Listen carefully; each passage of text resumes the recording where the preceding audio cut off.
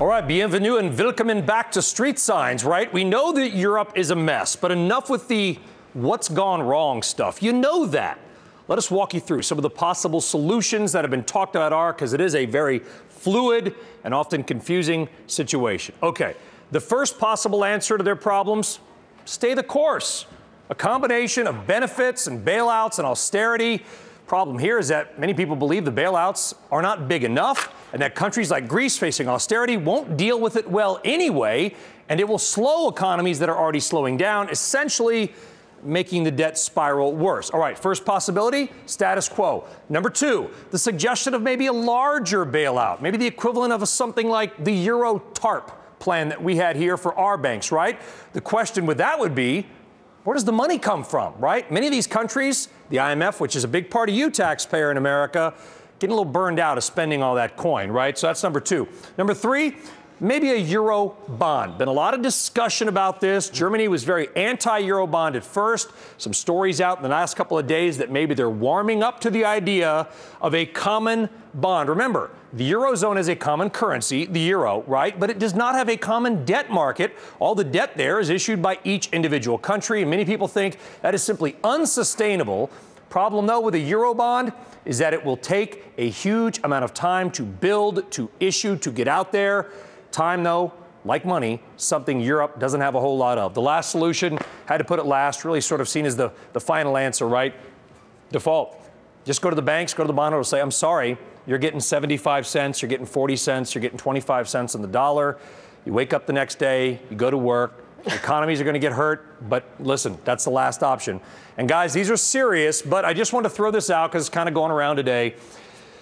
Apple's market cap is now basically the same as all the Eurozone banks combined. So maybe Apple just buys the banks and everything's fine. I think that's the best solution of all, Sully. I just want to also mention that the Dow is now around the lows of the day. It's down by triple digits at this stage, or it was down by triple digits. It's now by 96 points. Will any of these fixes work is the question. Let's bring in Peter Zeihan, Vice President of Analysis at Stratfor, a global intelligence company. We've just played Pick a Solution with Sully there on the wall. Which one would you pick? If it were up to me, I think I just skipped right to default. Really? Why? Well, we're at the point now that something to keep in mind about the European banks, they're basically tools of the state. They're not independent like American banks. And so in order to head off defaults and bailouts to this point, all of the governments have been leading on their banks to invest in Irish and Portuguese and Greek debt. So they're full to their gills with this debt now, which means their entire financial sector is actually less solvent than their governments. So all of this has to shake out sooner or later. And if it was up to me, I'd say just get it over with. All right, we've been here before, maybe not of this magnitude, Peter, right? We had Russia in '98, Indonesia. We've had Argentina multiple times. We have had many sovereign defaults the last 20 years. And actually, their economies and their stock markets generally have recovered quite nicely after default. Thank you very much. But yet those countries had their own currencies. They could devalue the currencies, right, and they can sort of deflate in a way their way out of this mess. How does this euro issue, the currency, complicate that? Two major problems. One is just the sheer scale. I mean, a Greek default would be far worse than the Pakistani and the Russian default put together. Just the volumes of debt here are so ridiculous. You need $2 trillion a year just to keep everything turned over. That's one. Number two, none of these states have control of their full monetary tools. None of these states have control of their full monetary toolkit. Normally what you would do is you would decide to do a default, you would start to print currency, you would monetize your debt. You'd do that in small amounts or large amounts based on how clever you think you can, how many things you think you can get away with. The Swedes even have managed to do this in the past very successfully. The Italians basically wrote the book on it. None of them have that option anymore because the ECB is headquartered in Germany. It's a treaty-run institution that has at least nominal independence, and it simply won't allow the states to do that. They would have to leave the Eurozone first and then default. So what would a default mean for the euro? I know it sounds like a simple question, but what would it do? And I think what's really interesting here is I know that there are various other stress indicators, but at the same time, if you just look at the euro solely, it's holding up incredibly well and does not seem to be pricing in a default at all. That's because of the Germans. Yeah. If the currency was allowed to trade on its own druthers and it was based off the Greek economy, it would probably be worth about 30 cents. If it was allowed to trade entirely off of the German economy, it would probably be worth about 280.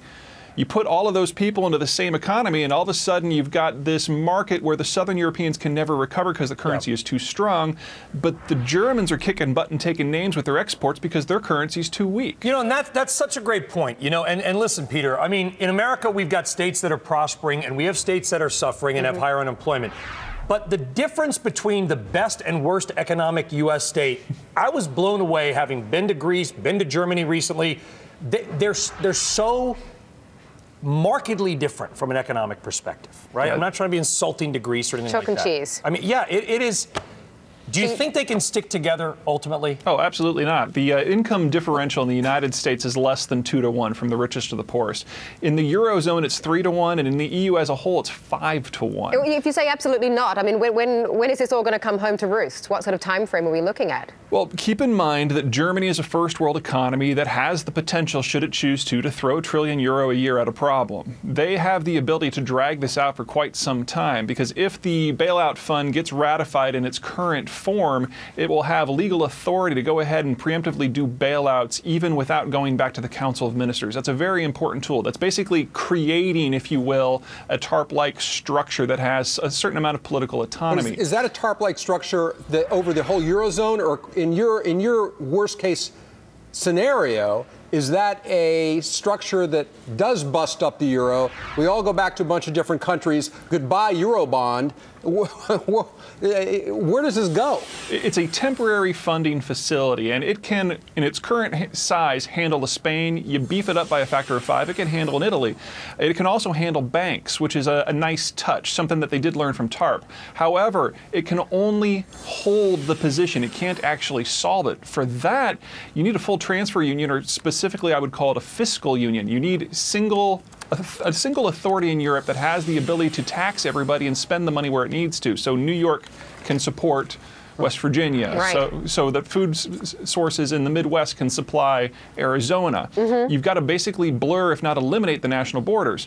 But that requires 16 countries in Europe giving up their national prerogatives to Berlin. That's not going to happen. We got to leave it there, but it's a really interesting conversation. Thank you so much for joining us, Peter. My pleasure.